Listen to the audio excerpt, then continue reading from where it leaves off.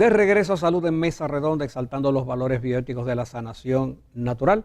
En nuestro segmento anterior estuvimos hablando sobre el Congreso de Iridología que se celebró recientemente y que este fue uno de los conferencistas, una actividad que se celebra anualmente. El año pasado fue en París, si no me equivoco, este que acaba de llevarse a cabo fue en Orlando, así que tendremos noticia para el próximo año. Es bueno insertarnos en este tipo de actividad. Quería hacer un comentario sobre la iridología. La naturopatía en Puerto Rico está, el inicio moderno de la naturopatía está íntimamente ligado a la iridología. Yo diría que la iridología fue la herramienta que catapultó la naturopatía en Puerto Rico en términos recientes, y eso es un acervo histórico a los que les guste y a los que no les guste. Recientemente fui entrevistado por unos estudiantes de naturopatía de EDP University que tienen un proyecto para su clase de historia de la naturopatía, y me entrevistaron en relación con aspectos legales y la historia de la naturopatía, y eso fue uno de los puntos que resalté. De hecho, antes de los naturópatas llamarse naturópata como tal, la gente los conocía más como naturistas o iridólogos. Algunos le decían iridiólogos. Yo creo que se impuso el término iridólogos. Se hablaba más de iridólogos que de naturópata en aquel momento. Así que este pueblo pues recordará esa historia, y esos aciertos marcaron y diferenciaron un sistema evaluativo en la simpleza de la naturaleza. Así que eso es muy importante para recordar. Así que, doctor, que gracias por traernos esas experiencias, manténganos al tanto. Y el otro aspecto sumamente importante es el de la alimentación sana, que van de mano en mano. O sea que, porque uno afecta los signos del otro. Claro. O sea que fíjate que con la tecnología hay gentes que se han enfocado en computadoras, en diferentes tipos de métodos, pero fíjate, siempre tenemos que llegar a la base del problema, que es el asunto, el aspecto nutricional, y la herramienta quizás más accesible a la mayor parte de la gente es poder mirar el iris del ojo o el ojo. Bueno, de hecho, por eso fue que históricamente la iridología se abandonó, porque de cierta manera delataba que los medicamentos o las drogas no estaban en procesos compatibles, por lo menos que se viese en la apreciación de los signos del iris, que había una mejoría para un paciente, y en ese sentido, pues como que la iridología es denunciativa en ese sentido. Fíjate, y es bien interesante porque en este congreso, que tiene este carácter integrativo, aunque el eje principal pues corre en torno a la iridología, ahí teníamos científicos de Rusia, médicos de Ucrania, de diferentes partes del mundo, interesados en este tema de la iridología, y cómo cada uno de estos científicos de diferentes partes del mundo coinciden en los hallazgos, en las diátesis, en la información, cuando muchas veces vemos personas que en un momento dado tuvieron al alcance una herramienta como la iridología, y entonces o la han rechazado o la han despreciado, pero es muchas veces precisamente porque no se mantienen al día en la información, en los estudios, en la integración.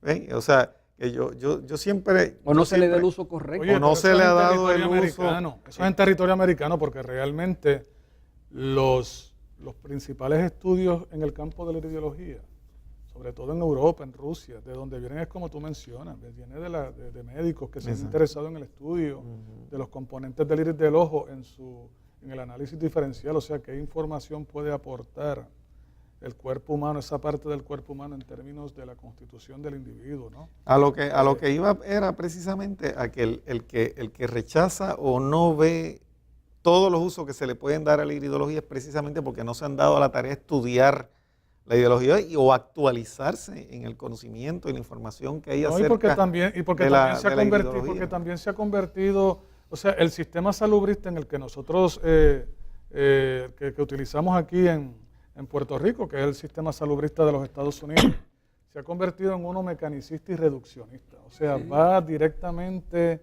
a buscar partes del rompecabezas que es el cuerpo humano, cuando nosotros realmente queremos ver al ser humano como un rompecabezas, pero armado, ¿no? Ya de manera holística, como se menciona, porque realmente sabemos de la interdependencia de varios sistemas de órganos, de todos los sistemas de órganos del cuerpo, que son como los eslabones de una gran cadena, si lo quisiéramos ilustrar de alguna forma.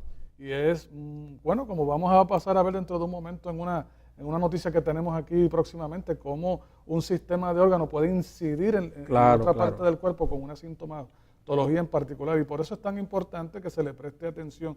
Pero eso es milenario, porque como mencioné anteriormente, otros sistemas energéticos a lo largo de la historia, el chino, la ayurveda, algunos de otros lugares del mundo, ¿verdad?, el egipcio y todos, han utilizado en su momento la observación del cuerpo humano para saber en qué áreas del cuerpo o qué áreas del cuerpo necesitan apoyo adicional. Claro.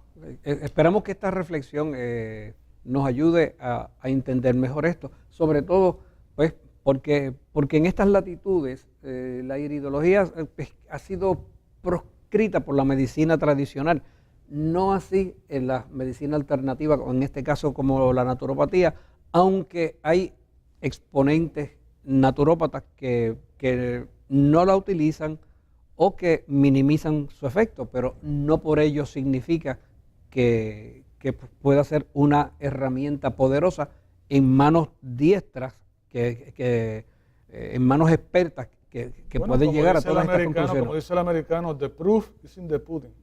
Y nosotros tenemos un largo historial de pacientes satisfechos, ¿verdad? Con los tratamientos donde la iridiología ha intervenido como uno de los métodos de evaluación. Así es que con eso lo decimos todo. Claro que sí. Queremos compartir con ustedes una noticia. Los gérmenes de la boca y el intestino podrían estar vinculados con las migrañas. Esto fue un estudio que se hizo en la Universidad de California en San Diego y publicado el 18 de octubre de 2016 en la revista de la Sociedad Americana de Microbiología. Doctor, los gérmenes de la boca y el intestino podrían estar vinculados con las migrañas. Yo creo que eso como que lo habíamos escuchado anteriormente, ¿verdad? Sin el beneficio del estudio, como que habíamos llegado a esa conclusión práctica. Bueno, este estudio pues establece esta relación de personas que sufren de migrañas, y entonces se notó un aumento en ciertas bacterias, especialmente las que reducen los nitratos, en las muestras que se hicieron tanto en la boca como en las heces fecales, y se vio un contenido mucho mayor de este tipo de bacterias en personas que sufren de migrañas que en la población en general.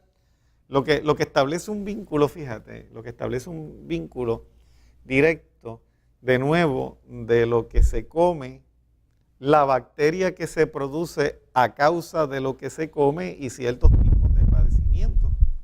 Y vamos a ver, fíjate, mayor cantidad de bacterias reductoras de nitrato en personas que comen mucha carne, que consumen queso, chocolate, huevo, vino. Todo este tipo de personas van a tener una cantidad mayor de este tipo de bacterias, y entonces ellos, según el estudio, se desconoce el mecanismo a través del cual estas bacterias, la relación que puede existir entre las bacterias y la migraña, o qué podría estar causándolo, pero nosotros sí hemos establecido y sabemos claramente que a través de los años hemos podido determinar la reacción de tipo inflamatoria y los residuos que se producen por la descomposición de estas bacterias sobre lo que la persona come, y el efecto que a través del colon tienen en la sangre, tienen en el hígado, al punto de que se pueden reaccionar, se pueden crear reacciones vasomotoras, reacciones neurológicas y reacciones vasculares que pueden desencadenar migraña y otros tipos de inflamación. O sea que el contenido de flora bacteriana, por ejemplo, de una persona que come de todo, fíjate que va a crear unas condiciones, un ambiente a nivel del colon que se reflejan hasta la boca. Por eso es que hay muchas personas que tienen problemas de halitosis, otro tipo de condiciones. Y el elemento está en cómo la persona hace la digestión y el tipo de microbios que tiene en el intestino, que va a hacer que esa persona pueda tener consecuencias que trascienden del intestino y del sistema digestivo a crear, por ejemplo, una migraña. Pero nosotros hemos establecido aquí en otros programas claramente que un proceso de inflamación, un proceso de disbiosis a nivel del intestino tiene consecuencias en el intestino, en la sangre, en el hígado, en los vasos sanguíneos y prácticamente sistémicamente en todo el sistema. Por eso es que nosotros hacemos tanto énfasis en el balance que crea una nutrición adecuada en el intestino. Hemos enfatizado a través de los años, y otra característica también de la naturaleza, de la naturopatía y de la medicina, como se ha practicado folclóricamente aquí en Puerto Rico natural, la limpieza y la higiene del colon, tomando en consideración la nutrición, las diferentes formas de poder limpiar el intestino, incluyendo las enemas, incluyendo la utilización de plantas y hierbas que ayudan a que se pueda mantener un colon eficientemente limpio.